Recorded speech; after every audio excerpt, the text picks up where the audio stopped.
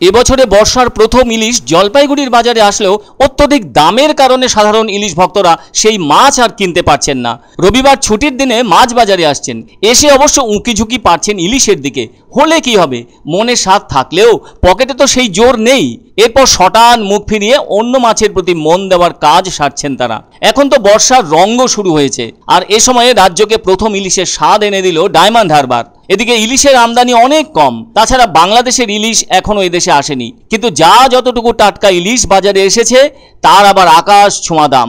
সে কারণে বড় সাইজের ইলিশের কেজি প্রতি দাম 1500 থেকে 1800 টাকা। ফলে সাধারণ মানুষের পক্ষে এত দাম দিয়ে বর্ষার প্রথম ইলিশের স্বাদ নেওয়া অত্যন্ত কঠিন হয়ে উঠেছে।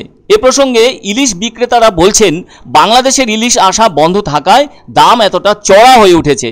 এখন তো ডায়মন্ড হারবার নগেন্দ্র বাজার আড়ত থেকেই ইলিশ ঢুকছে রাজ্যের বিভিন্ন মাছ বাজারের সাথে জলপাইগুড়িতেও, আর দাম বেশি থাকায় বিক্রি সেভাবে হচ্ছে না।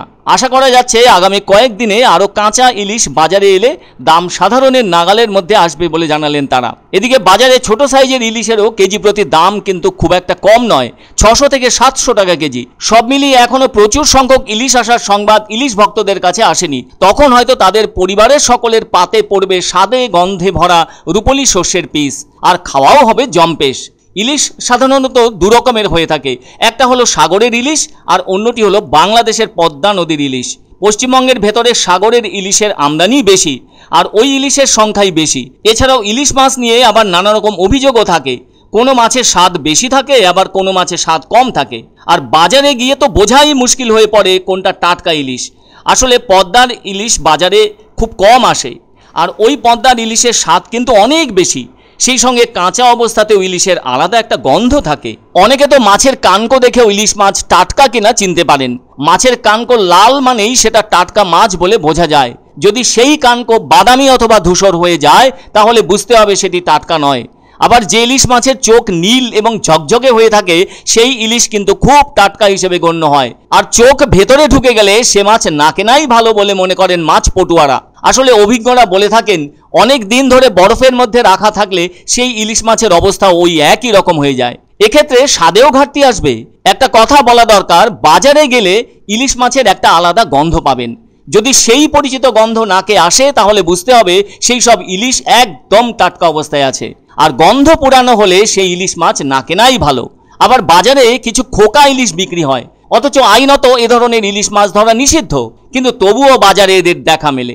এর স্বাদ খুবই কম। এখন তো সবে বর্ষার মরশুম পড়েছে, আস্তে আস্তে টাটকা কাঁচা ইলিশ বাজারে আসবে।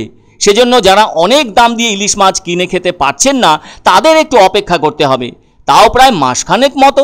সে যাই হোক, প্রথম রাউন্ডের ইলিশ বাজারে আসায় দাম যে বেশি হবে সেটাই তো স্বাভাবিক। তাই সাধারণ ক্রেতাদের পক্ষে কঠিন হয়ে উঠেছে পকেটের কমজোর অবস্থায় টাটকা কাঁচা ইলিশের স্বাদ নেওয়া। নতুন বর্ষা পড়লো আর জলপাইগুড়ি মার্কেটে ইলিশও ঢুকলো, কিন্তু সেই ইলিশের দাম শুনে মোটামুটি ওই ইলিশের গন্ধ শুনে চলে গেলাম। কারণ ইলিশের দাম প্রচণ্ড পরিমাণে বেড়ে গেছে, প্রায় 1200-1400 টাকা করে কেজি যাচ্ছে। আমাদের মধ্যবিত্ত লোকের পক্ষে এত সম্ভব না। যদি কমে যায় তখন দেখা যাবে। দাম এখন 1400-1200, 1 কেজির উপরে 1600।